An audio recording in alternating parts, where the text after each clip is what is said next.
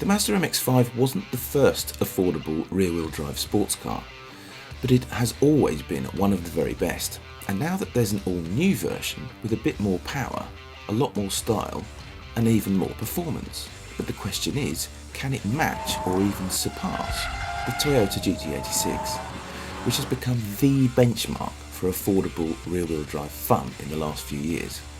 Also, which is quicker around the track at Blyton Park, 2-litre MX-5 or GT86? It really doesn't matter how many times you drive a GT86 on a track, it is always a complete laugh.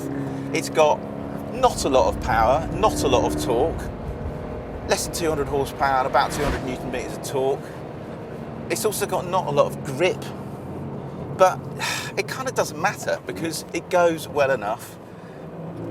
It steers beautifully.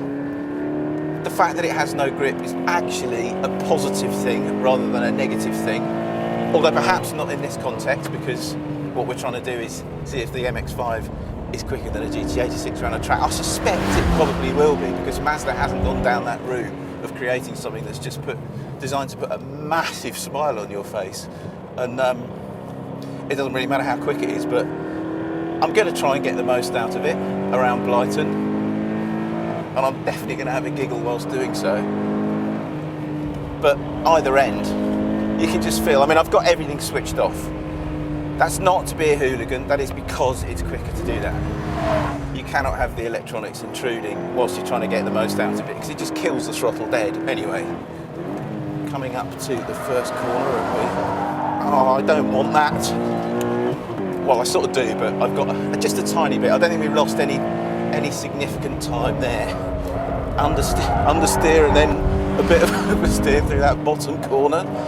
Now it's just kind of washing out wide, but in a kind of four-wheel drifting through there. That's nice. Down the back straight, it does go quite well. As I say, it goes well enough. Second gear through the chicane. Let's try and keep it neat-ish through there.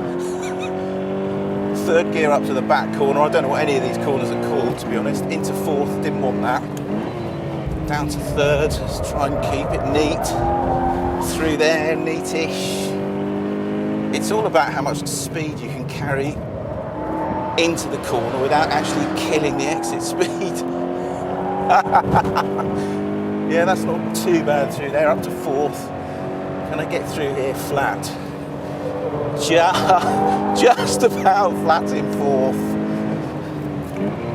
Good brakes, down to second. It's probably too short through there.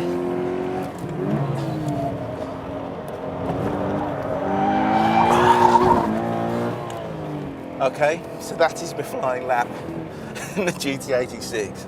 It's quite eventful, it's quite busy, but I mean, it's just so much fun. 1 minute, 15.9 seconds. Can the new MX-5 beat that or not? Let us see. So that's what the GT86 can do. Crunch question is though, can the 2-litre MX-5 go one better?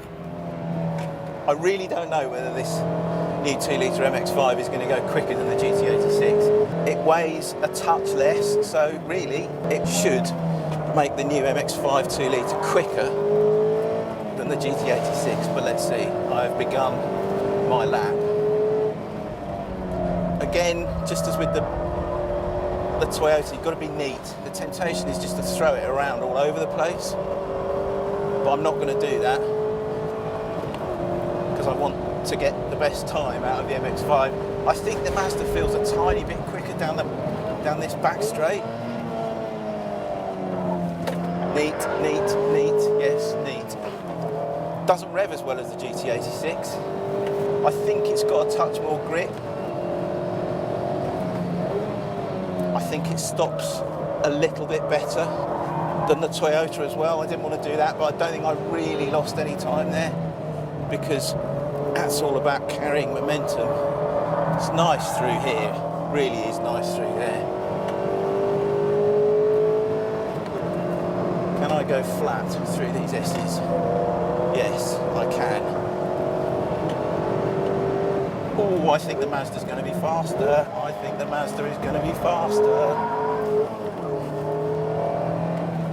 is going to be close. It's going to be very close. Ooh, but not that close. 15.4 versus 15.9. I mean, that's not a massive difference around a circuit like this, but it is a clear difference. And I tell you what, from behind the wheel, the MX-5 does feel just that little bit more energetic than the GT86, and it definitely feels as if it's got a bit more grip. And I think that little bit of extra poke down the straight and that little bit of extra grip just adds up to nearly half a second. Clear difference. Wow. MX-5 beats GT86. It's close, very close, but in the end, the MX-5 just edges it over the GT86, beating the Toyota by 0.4 of a second.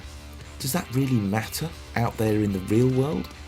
Not really, but in this particular case, it's definitely one up to the MX-5.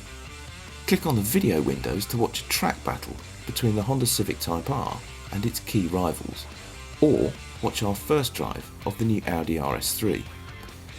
Click on the play icon to watch our latest video, and on our logo to subscribe to our channel.